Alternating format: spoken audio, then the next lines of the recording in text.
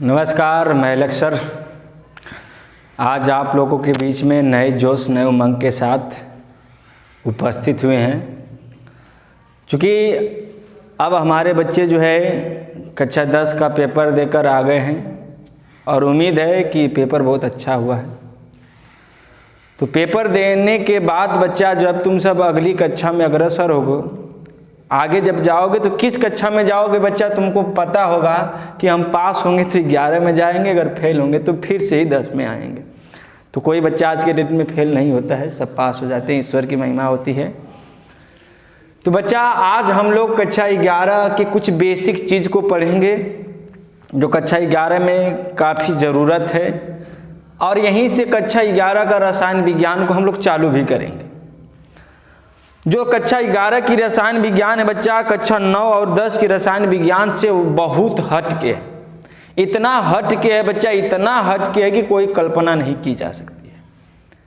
हम लोग 10 में पढ़े थे, सिलेबस बहुत छोटा, इतना सा सिलेबस था, 4 या 5 चैप्टर थे। 9 10 दोनों मिला दिए तो 10 12 चैप्टर थे। बच्चा इसमें 2.5 गुना पढ़ना है। इतनी मोटी किताब मिलेगी तुमको केमिस्ट्री की, और इतनी मोटी फिजिक्स की, इतनी मोटी जीव विज्ञान के, और काफ़ी मोटी मोटी बच्चा सजा के रखोगे ना, बड़ा सुंदर लगेगा। तो रसायन विज्ञान चालू करने से पहले बच्चा कुछ चीज़ें बता दी गई है। रसायन विज्ञान होते क्या हैं, किसे कहते हैं, अब तुमको जानकारी के लिए बता दे बच्चा। जब कक्षा 11 में जाओगे तो तुमको रसायन विज्ञान 3 भाग में मिलने वाला है। कितने भाग में होगा? 3 भाग में। नंबर 1 भाग को बोला जाएगा बच्चा भौतिक रसायन। भौतिक रसायन। और जो दूसरा भाग है बच्चा, बड़ा खूबसूरत भाग है, अकार्बनिक रसायन। और नंबर 3 जो भाग है बच्चा, जिसका नाम है कार्बनिक रसायन।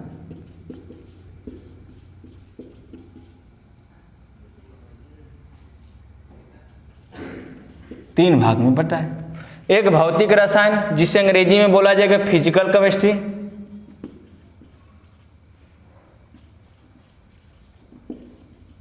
और इसके बोला जाएगा अंग्रेजी में बच्चा इनऑर्गेनिक, इसे बोला जाएगा ऑर्गेनिक। चूंकि अंग्रेजी से रिश्ता थोड़ा कम है तो काम चला लेते हैं ना, ऑर्गेनिक, इनऑर्गेनिक और बच्चा ऑर्गेनिक। तो कक्षा 11 की जो रसायन विज्ञान है वह 3 भाग में बंटने वाली है। भौतिक विज्ञान, भौतिक रसायन, अकार्बनिक रसायन और कार्बनिक रसायन।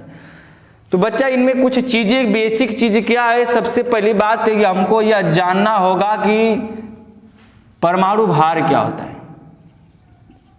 परमाणु भार। दूसरी बात बच्चा, परमाणु भार को जानने से पहले परमाणु क्रमांक जानना होगा, और इन परमाणु क्रमांकों के परमाणु भार, ये 2 चीज बेसिक है। तीसरी बात बच्चा इसमें कि 1 से 30 तक के तत्वों के नाम, उनके परमाणु क्रमांक, उनके परमाणु भार, अगर ये तीनों पता है बच्चा तभी कक्षा 11 में रसायन विज्ञान की किताब उठाना, नहीं तो बच्चा भूगोल इतिहास की किताब उठाकर आराम से चैन की नींद लेना। अगर ये तीनों कंप्लीट है कि परमाणु भार तुम जानते हो, परमाणु क्रमांक तुम जानते हो, 1 से 30 तक के तत्वों के नाम, परमाणु क्रमांक, उनके परमाणु भार अगर तुमको आता है तभी तुम आगे जाना। बात समझ में आ रही है? रसायन विज्ञान में मैं बताया बच्चा कि 3 भाग में बटा है, भौतिक रसायन, अकार्बनिक और कार्बनिक रसायन। और बच्चा सिलेबस काफ़ी बड़ा होने वाला है। तो सबसे पहली बात जो है बच्चा, सबसे पहला जो चैप्टर है रसायन विज्ञान का, जिसका नाम है रसायन विज्ञान की कुछ मूलभूत अवधारणाएं। रसायन विज्ञान की कुछ मूलभूत अवधारणाएं। हिंदी भी मिला लेना यार। रसायन विज्ञान की कुछ मूलभूत अवधारणाएं, यह चैप्टर काफी इंपॉर्टेंट चैप्टर है बच्चा, बहुत बेसिक चैप्टर है। अगर इस चैप्टर को गहराई से, दिल के गहराई से पढ़ लिए तो रसायन विज्ञान बच्चा 40% यह चैप्टर आसान कर देता है आगे जाने में। इतना लाजवाब चैप्टर, इतना प्यारा खूबसूरत चैप्टर है, बहुत प्यारा चैप्टर है बच्चा। एक चैप्टर और तुम सबको बता दें कि एक है साम्यावस्था। साम्यावस्था से बच्चा आता है एक चैप्टर जिसका नाम है रासायनिक बंध। और रासायनिक बंध, इसके बाद एक चैप्टर और मैं रख लेता हूं बच्चा, हाइड्रोकार्बन। हाइड्रोकार्बन अगर कक्षा 11th की केमिस्ट्री पढ़ रहे हो तो ज़्यादा कुछ नहीं पढ़ना चाहते हो, तुम सोचते हो कि थोड़ा हम टहलने भी, रिश्तेदारी भी बना ले, दोस्त भी बना ले, मोहब्बत भी कर लें, तो बच्चा अगर मोहब्बत, रिश्तेदार, दोस्त बनाना है तो केवल इन्हीं 4 चैप्टर को पढ़ के तुम छोड़ दो। वाकई बता रहे तुमको रसायन विज्ञान बच्चा 70 से 80% आने लगेगा। बस इन 4 चैप्टरों को तुम अपने दिलो दिमाग से, उस मोहब्बत से पढ़ाई कर लेना जिस मोहब्बत से तुम कक्षा 10 में पढ़े थे बच्चा। अगर इन 4 चैप्टरों को अगर मोहब्बत कर लिए बच्चा, वाकई में आनंद से पढ़ लिए, तो चीज़ें एकदम आसान हो जाएगी, आसान हो जाएगी।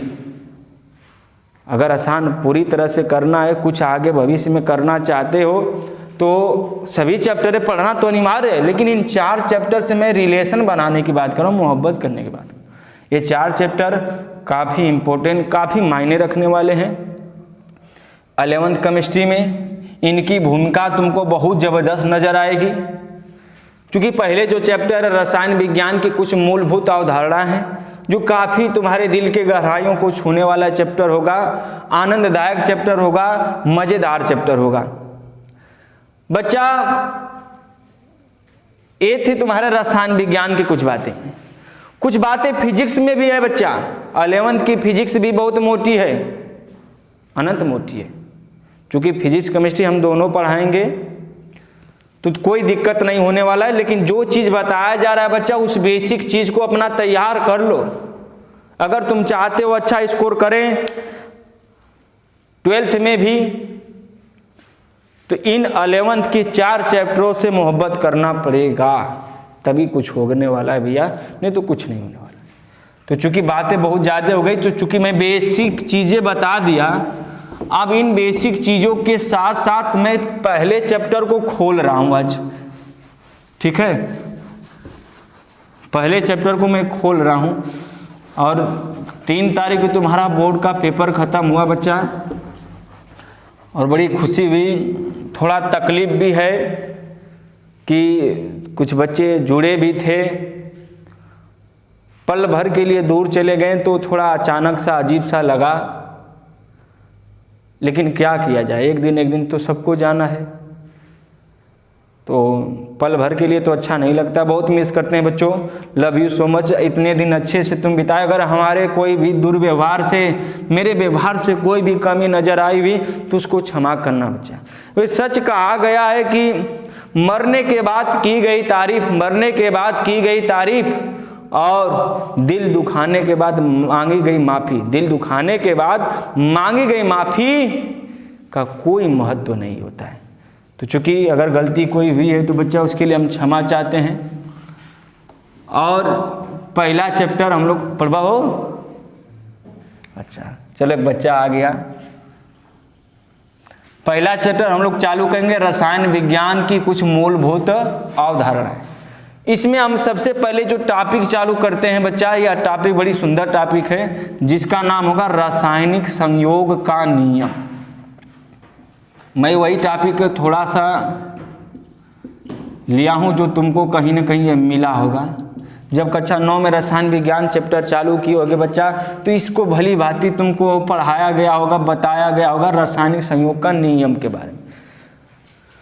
और मैं एक बात फिर बोल दूं कि जो रसायन विज्ञान है और भौतिक विज्ञान है खंड वाइज है, कोई चैप्टर वाइज नहीं है। एक चैप्टर पढ़ोगे तो दूसरा चैप्टर तुमको नया मिलने वाला है, तो इसमें कोई दिक्कत नहीं है। तुम पहला नहीं पढ़े तो घबराने वाली बात नहीं, दूसरा आराम से पढ़ सकते हो, उसमें कोई दिक्कत नहीं है। तो हम चालू करेंगे रासायनिक संयोग के नियम से।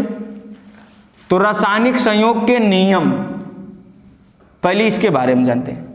रासायनिक अभिक्रिया का नाम सुने होंगे, कक्षा 10 में पहला चैप्टर था, बोलो था ना? था।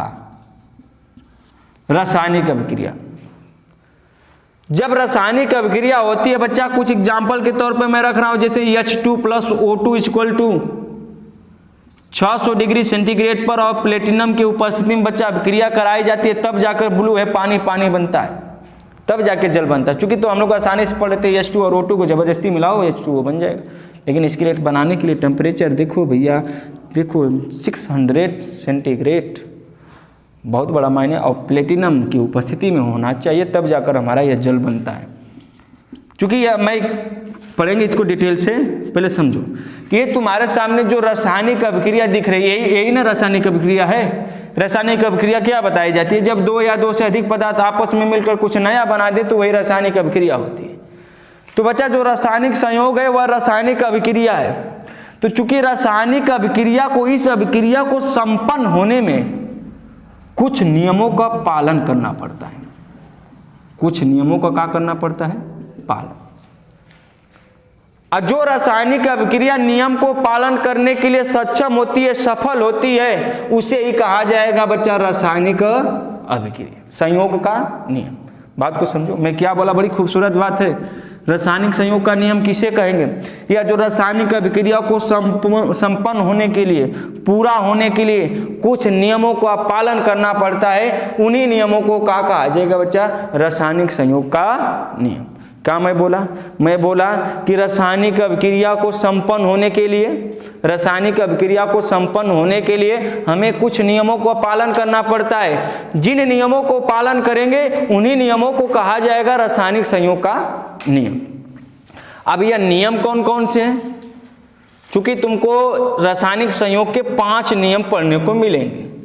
रासायनिक संयोग के कितने नियम पढ़ने को मिलेंगे बच्चा? 5। मैं लिख रहा हूं। सबसे पहला नियम होगा बच्चा द्रव्यमान संरक्षण का नियम, द्रव्यमान संरक्षण का नियम, या द्रव्य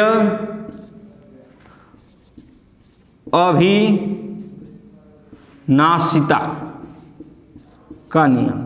थोड़ा ध्यान देना इस बात को, अविनाशिता। दूसरी बात स्थिर अनुपात का नियम, स्थिर अनुपात का नियम। तीसरा बच्चा गुणित अनुपात का नियम, गुणित अनुपात का नियम। चौथा बच्चा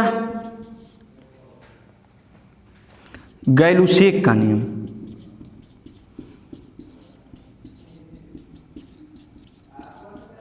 पांचवा बच्चा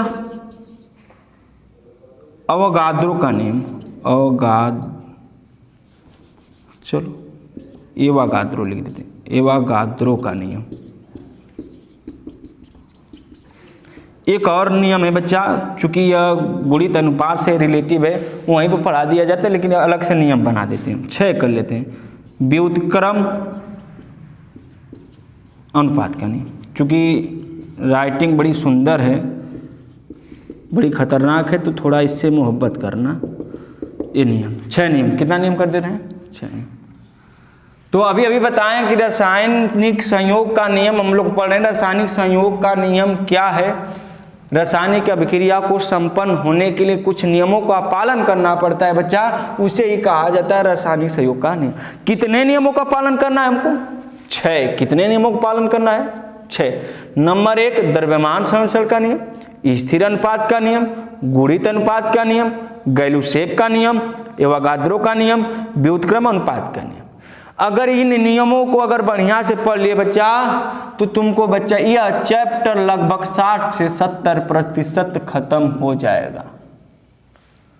और जितने भी चीज़ें पढ़ाई जाएंगी, ठोस चीज़ें पढ़ाई जाएगी बच्चा। कम समय के लिए आते हैं, फिर आप लाइन में डूब जाते हैं, तो दूरी बन जाती है। और इसलिए तो चूँकि बात ऑफलाइन की है, तो फिलहाल बच्चे जुड़े नहीं थे।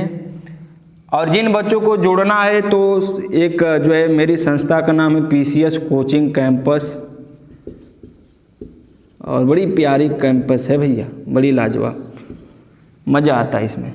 शाम को 4:30 बजे से आज से चालू किया गया और बच्चा यह 6 बजे तक चलेगा।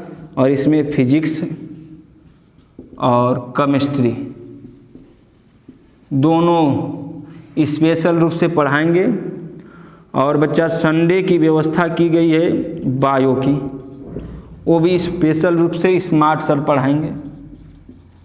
और स्मार्ट सर से मिलने के लिए ऑफलाइन में आना पड़ेगा। स्पेशल संडे, पूरे संडा बायो चलती है पूरे संडा। और बकिया जो है इतने दिन तो फिजिक्स केमिस्ट्री धुआं होता है। 4:30 से 6 बजे तक पर डे क्लास चलेगी PCS कोचिंग कैंपस में।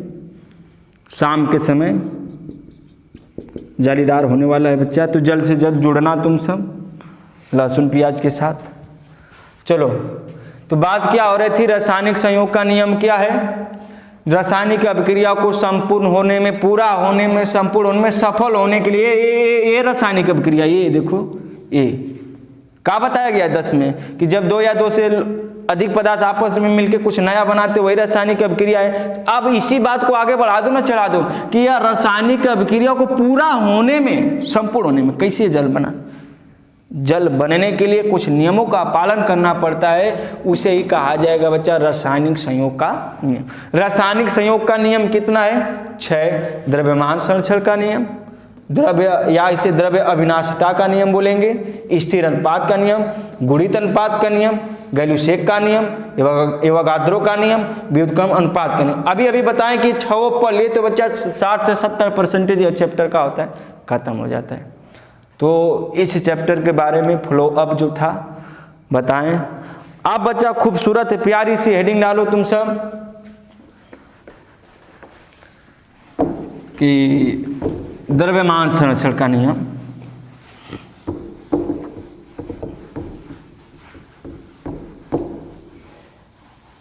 द्रव्यमान संरक्षण का नियम।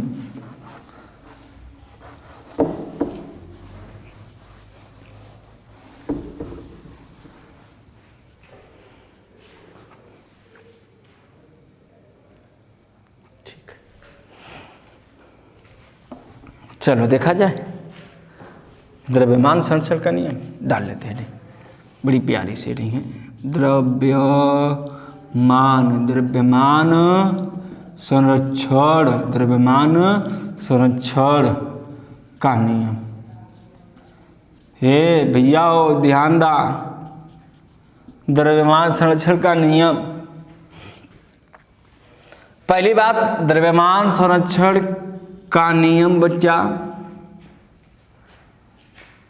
सन 1774 खुश रहा, भगवान करे तो 2 इंच रोज बढ़े। तो भैया देखो ये सन से थोड़ा मोहब्बत कम है, इस सन में अलग अलग किताबों में अलग अलग बात, कहीं 1766 लिखा है तो कुछ लिखा है, कहीं 1779 लिखा है, तो अलग अलग मैटर हो जाता है। तो सन पे मत जाना, सन अपनी किताब से देख के लिख लेना। द्रव्यमान संरक्षण का नियम बच्चा सन 1779 या 74 या 66 जवन दे के करिया, सन 1700 जौन भी अध्यय के रल भैया, बड़ा सुंदर नाम है, लेवासिए। नाम जानते हो, सुने हो कि नहीं, बोलो नाम सुने हो। द्रव्यमान संरक्षण का नियम कौन दिया? लेवासी।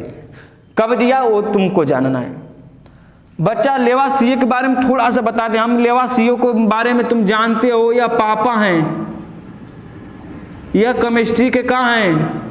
पापा। बच्चा केमिस्ट्री के बीच में पितामह भी हैं, पितामह वर्जिलियस। अच्छा, अपने गांव के भाषा में बताएं, पितामह मतलब जानते हो? दादा का भैया, दादा। द्रव्यमान संरक्षण का नियम किसने दिया? लेवासिए। लेवासिए पापा हैं रसायन विज्ञान के, और दादा हैं वर्जिलियस। ठीक है, ये कहानी है, 10 में कहीं बताए होंगे तुम सबको, जब आप लाइन में दबा के पढ़ रहे होगे तो द्रव्यमान संरक्षण का नियम समझो। यह नियम आया कहाँ से? नियम आया कहाँ से? नियम लाया वो कौन लाया बच्चा? रासायनिक संयोग का नियम। इसका मतलब अभी अभी बताएं, क्या बताएं भैया, ध्यान सुना। रासायनिक अभिक्रियाओं को संपन्न होने के लिए कुछ नियमों को क्या करना पड़ता है, पालन करना पड़ता है, उसे क्या कहा गया, रासायनिक संयोग का नियम। अब कितने नियम था तुम्हारे सामने, द्रव्यमान संरक्षण का नियम ए उ ई आ ई होगा, जिसमें से एक खोल रहे हैं बच्चा, द्रव्यमान संरक्षण का नियम। द्रव्यमान संरक्षण नोट बनाते चलना। द्रव्यमान संरक्षण का नियम किसने दिया, लेवस से। किसने दिया, लेवस। तो सुनो क्या बताया इन्होंने, इस नियम के अनुसार, लिखोगे, इस नियम के अनुसार, इस नियम के अनुसार द्रव्यमान को, ध्यान देना, मैं शब्द बोला बच्चा, द्रव्यमान को, क्या शब्द बोला बच्चा मैं, द्रव्यमान को, मास को न तो उत्पन्न किया जा सकता और न ही नष्ट, बस इसे एक रूप से दूसरे रूप में, एक रूप से दूसरे रूप में बच्चा रूपांतरण किया जाता है। क्या किया जाता है, रूपांतरण। उसे ही कहा जाएगा द्रव्यमान संरक्षण का नियम। बड़ा सिंपल नियम है, कोई इसमें दिमाग लगाने की बात है। सबसे ठोस बात इसमें किसकी है, द्रव्यमान की है। द्रव्यमान को न तो उत्पन्न किया जाएगा न तो नष्ट किया जाएगा, बस इसे एक रूप से दूसरे रूप में रूपांतर कर दिया जाएगा, वही क्या कहलाएगा, द्रव्यमान संरक्षण का नियम। इसे एक और भाषा में बोलते भैया, या इसे एक और भाषा बोलते हैं। जैसे एक बात बताएं, तुम सबको बताया गया होगा, पढ़े होगे, C+O2 सबको पता है CO2 बनने वाला है। एक बात तुम सबको पढ़ाया गया होगा कि C+O2 और CO2, तो बताओ C+O2 के एक और नाम देते हैं, बोलो क्या बोलते हैं, बोलो, अभिकारक। वाह, अभिकारक। और इसका नाम क्या है बच्चा, उत्पाद। ध्यान दें, मैं इसका दूसरा लैंग्वेज बता रहा हूँ। दूसरी बात में क्या बोलोगे, मैं बोला कि द्रव्यमान को न तो उत्पन्न करेंगे न तो नष्ट, बस इसे एक रूप से दूसरे रूप में क्या कर देंगे, रूपांतरण। यही हमारा द्रव्यमान संरक्षण का क्या हो जाएगा, नियम। बच्चा ध्यान दो, इसमें दूसरी बात क्या बोलोगे कि ये अभिकारक है और एक का है उत्पाद। चूंकि यह रासायनिक अभिक्रिया है, चूंकि यह रासायनिक अभिक्रिया है, तो रासायनिक अभिक्रियाओं के लिए यह पढ़ा जा रहा है। तो रासायनिक अभिक्रिया है, रासायनिक अभिक्रिया में उत्पाद होता है और क्या होता है, अभिकारक होता है। तो बच्चा ध्यान दो, वो अभिकारक का जो द्रव्यमान है, शब्द ध्यान सुना, शब्द शब्द शब्द, और किसका द्रव्यमान बच्चा, उत्पाद का। किसका हो, उत्पाद का। शब्द क्या बोला मैं, अभिकारक का द्रव्यमान और उत्पाद का द्रव्यमान का हो बच्चा, बराबर हो, तो उसे क्या कहा जाएगा, द्रव्यमान संरक्षण का नियम या द्रव्य अविनाशिता का नियम। बड़ी सुंदर बात है क्या, कि अभिकारक का द्रव्यमान और उत्पाद का द्रव्यमान अगर बराबर हो जाए, अगर बराबर हो जाए तो उससे ही क्या कहा जाएगा, द्रव्यमान संरक्षण का नियम। यह बात बताए थे लेवा से। बड़ी सुंदर बात है, देखो का कितना आसान है। अब कुछ बच्चे दिक्कत क्या है कि द्रव्यमान क्या होगा, द्रव्यमान बच्चा, इनका परमाणु भार, इनका परमाणु भार, इनका परमाणु भार या परमाणु द्रव्यमान, इनका परमाणु द्रव्यमान अगर बराबर हो जाए, क्या हो जाए, बराबर, तो ये द्रव्यमान संरक्षण का नियम। लिखोगे क्या, इस नियमानुसार, इस नियमानुसार अभिकारक के अणुओं का परमाणु द्रव्यमान बराबर हो उत्पाद के अणुओं के परमाणु द्रव्यमान के, तो उसे कहा जाएगा द्रव्यमान संरक्षण का नियम। या दूसरा बात लिखोगे, द्रव्यमान को न तो उत्पन्न करेंगे न तो नष्ट करेंगे, बस इसे एक रूप से दूसरे रूप में क्या करेंगे, ट्रांसफर कर देंगे, रूपांतर कर देंगे, वही क्या कहलाएगा, द्रव्यमान संरक्षण का नियम। जैसे मैं बता दिया, मैं इसका निकाल के बता रहे हैं, जैसे C+O2 CO2 है ना, जरा ध्यान दो, क्या यह इस नियम को फॉलो कर रहा है कि नहीं। ध्यान दो, इस कार्बन का परमाणु भार 12, एक ऑक्सीजन का 16, दो ऑक्सीजन का 32 इक्वल टू 16 प्लस 32 निकालना जानते हो तब भैया, इसीलिए मैं पहले आप बता दिया, बेसिक चीज होना चाहिए, बेसिक चीज होना चाहिए। अच्छा 12, सॉरी बच्चा 12, जोड़ो भैया 44, बोलो भैया जोड़ो, बोलो सही बात है कि नहीं। अगर इस चीज को फॉलो कर रहा है यानी द्रव्यमान संरक्षण का नियम क्या है? अभिकारक का परमाणु द्रव्यमान उत्पाद का परमाणु द्रव्यमान बराबर हो तो उसे क्या कहा जाएगा? द्रव्यमान संरक्षण का नियम कहा जाएगा। पहला नियम क्लियर? बोलो, पहला नियम क्लियर? का नियम है? ध्यान सुनो, इस नियम को किसने दिया था? का बताया कि द्रव्यमान को न तो उत्पन्न कर सकते हैं न तो बस इसे एक रूप से दूसरे रूप में रूपांतर कर सकते हैं। या अभिकारक का द्रव्यमान बराबर हो उत्पाद के द्रव्यमान के तो उसे का कहा जाएगा? द्रव्यमान संरक्षण का नियम कहा जाएगा। बोलो, लिख सकते हो? लिख लेना भैया, जिसको जरूरत हो जैसे मन कर वैसे छापना और नोट बना के ऑफलाइन कोचिंग में घुसना, मजा आ जाएगा। चलो अब दूसरे नियम की ओर बढ़ते हैं। हार्ड भाई, दूसरा नियम स्थिर अनुपात का नियम। स्थिर अनुपात का नियम, ध्यान दो। पहली बात, पहला काम स्थिर अनुपात का नियम, इधर गौर फरमाओ। स्थिर अनुपात का नियम बच्चा दिया था जोजफ प्राउस्ट, जोजफ प्राउस्ट। कब दिया? 1799 में। 1799 किसने दिया? प्राउस्ट। एक बात तुम सबको कक्षा 10 में पढ़े हो तो तत्वों का वर्गीकरण वाले चैप्टर में एक घटिया किस्म की परिकल्पना दिया था, याद है? कि का कह दिया था कि पूरा तत्व हाइड्रोजन से मिलकर बना है, बोल दिया था। क्योंकि वह परिकल्पना सारे गलत थी और यहाँ पर बातें जोजफ की जो है प्राउस्ट की बहुत अच्छी बात है और ये बात कहीं ना कहीं मायने रखती है, वाकई में मायने रखती है। स्थिर समझ रहे हो, अनुपात समझ रहे हो? ध्यान दो, स्थिर मतलब रुका हुआ एकदम ठहरा होना चाहिए। ध्यान दो, सबसे पहली बात लिखोगे क्या? इस नियम अनुसार, इस नियम अनुसार। ध्यान दो, गौर फरमाओ थोड़ा तेजी से। इस नियम अनुसार, इस नियम अनुसार दुनिया में जितने भी यौगिक हैं, जितने भी क्या है बच्चा? यौगिक। दुनिया में जितने भी यौगिक हैं, रासायनिक क्रियाओं द्वारा अभिक्रियाओं द्वारा जितने भी यौगिक बनाए जाएंगे, चाहे अमेरिका में बनाया जाए, चाहे पाकिस्तान में बनाया जाए, चाहे लंका में बनाया जाए, चाहे टणवा में बनाया जाए, चाहे दिनेश भैया के गांव बनाया जाए, कहीं बनाया जाए, कोई बात नहीं। बात को समझना, किसको बनाने की बात हो रही, बात को समझना।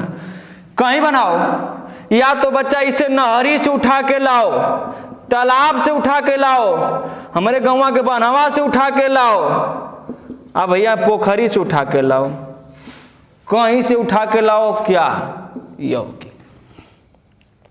बात को समझो, बड़ी इंटरेस्ट वाली बात बताए। कहा कि अगर ये चीज समझ में आ जाए कि नियम बहुत छोटा से, नियम क्या है कि इन्होंने कहा कि रासायनिक अभिक्रियाओं द्वारा जितने भी यौगिक हैं या संसार में जितने भी यौगिक हैं, सभी यौगिकों का जो परमाणु द्रव्यमान, परमाणु द्रव्यमान, सुनना बात को, सभी यौगिकों का परमाणु द्रव्यमान निश्चित अनुपात में, किस अनुपात में बच्चा? निश्चित अनुपात में होते हैं, निश्चित अनुपात में होते हैं, चाहे उन्हें किसी भी विधियों द्वारा या किसी भी स्रोत द्वारा बनाया जाए, उनके अनुपात सदैव का होंगे बच्चा? निश्चित होंगे।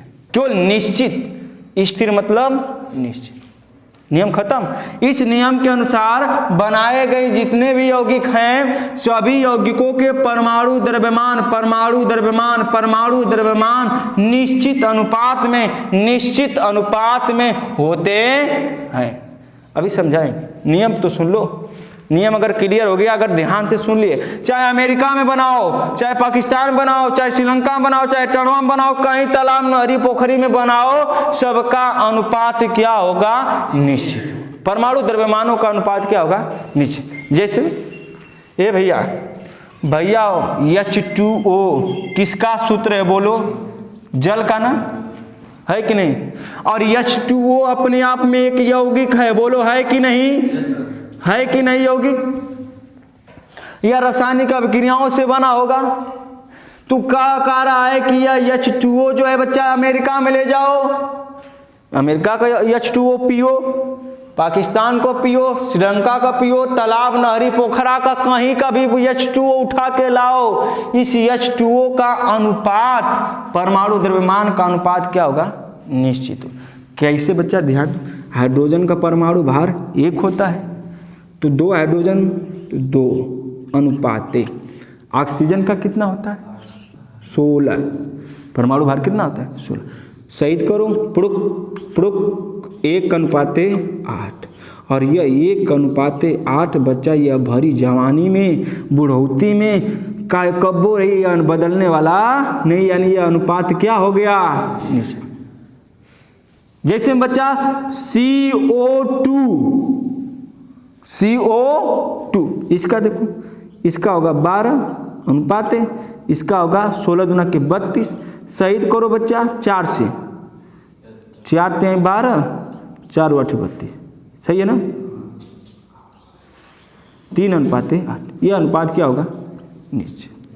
जैसे बच्चा H2SO, हाइड्रोजन का अभी 2, सल्फर का 32 होता है, ऑक्सीजन का 16 चौका 64। शहीद करो 2 से शहीद करो, 1:16:32, 1:16:32। ये अनुपात क्या होगा? चाहे H2SO4 सल्फ्यूरिक अम्ल को कहीं से बनाओ, अमेरिका में बनाओ, पाकिस्तान बनाओ, टर्मा में बनाओ, कहीं भी बनाओगे, इनका अनुपात यही मिलने वाला है। इनका अनुपात यही मिलने वाला है, इनका अनुपात यही मिलने वाला है। तो इन्होंने वही तो करा है कि इस नियमानुसार रासायनिक अभिक्रियाओं द्वारा बनने वाले यौगिक या कहीं से भी बनाए जाए, किसी भी स्रोत से बनाए जाए, उन यौगिकों का परमाणु द्रव्यमानों का अनुपात क्या होगा बच्चा? निश्चित होगा। उससे स्थिर अनुपात का क्या कहा जाएगा? नहीं। बोलो क्लियर? लिखना क्या है?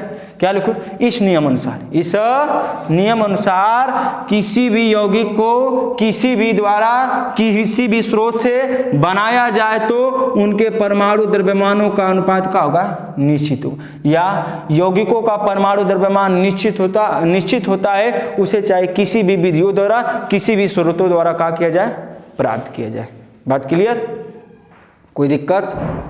अब बच्चा 2 नियम पढ़ें, द्रव्यमान संरक्षण का नियम, स्थिर अनुपात का नियम। एक और पढ़ लेते हैं बच्चा, गुणित अनुपात का नियम। 3 ठे आज पढ़ेंगे, 3 ठे कल, ठीक है? गुणित अनुपात का नियम, थोड़ा ध्यान दो, इसको मिटा दे रहे ना, नोट कर लेना। सब एक एक चीज को बकायदे बढ़िया से, बेसिक चीजें आनी चाहिए बच्चा, नहीं तो फिर भरी जवानी में तकलीफ आ जाएगी। हाय हाय हाय। तीसरा देखा जाए, क्लियर है दोनों नियम ना? तीसरा गुणित अनुपात का नियम, गुणित अनुपात का नियम, कुछ गुणित अनुपात का नियम देखा जाए। पहली बात कौन दिया? पहली बात कौन दिया? John Dalton. कौन दिया भैया? John Dalton. गुणित अनुपात के नियम को कौन दिया? जॉन डाल्टन ने दिया। कब दिया? 1803 में दिया। कब दिया? 1803। गुणित अनुपात का नियम किसने दिया? जॉन डाल्टन ने दिया। कब दिया? 1803 में दिया। दिया का बोला बच्चा? ध्यान से सुनना। क्या बोला? कहा बोला? दो तत्व को मिलाया जाए, 2 तत्व को संयोग किया जाए, मिलाया जाए, बनाया जाए तो उनसे बनने वाले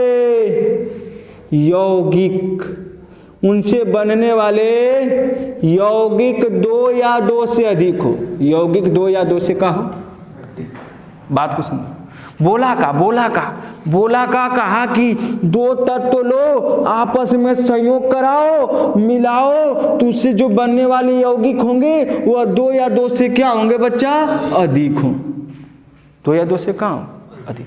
शब्द को सुनना, केवल इसमें शब्द में केवल लथेरपन है, शब्द में केवल लथेरपन है। वही शब्द को सुन लो, गुणित अनुपात करने में आसान हो जाएगा। जिस वो सब आसान हुई।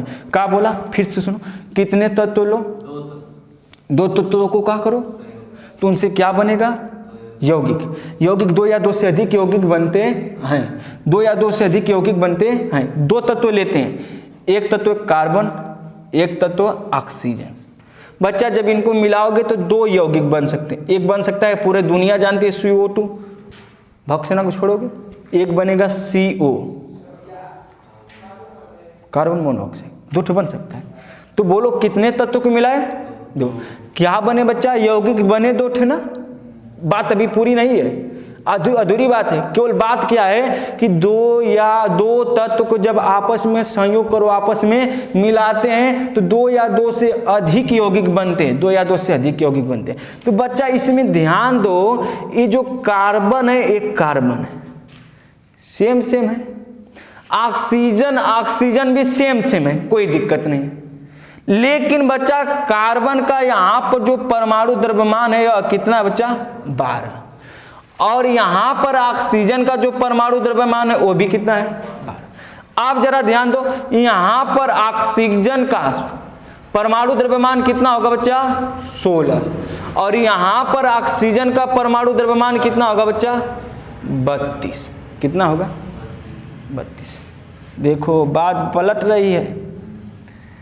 पलट क्या रही है कि जब दो दो तत्वों को आपस में संयोग किया गया तो यौगिक बने दो या दो से अधिक। जब दो या दो से अधिक यौगिक बने तो बच्चा इनमें से देखो, जो यौगिक में जो एक तत्व है वह निश्चित है। वह क्या है बच्चा, उसका निश्चित क्या है, बोलो, परमाणु द्रव्यमान। परमाणु द्रव्यमान। और जो दूसरा तत्व है बच्चा वह क्या है, परमाणु द्रव्यमान उसका क्या है, भिन्न है। क्या है, भिन्न। समझो बात को, अब पूरी मैं बोल दिया हूँ, इसको जोड़ना केवल है।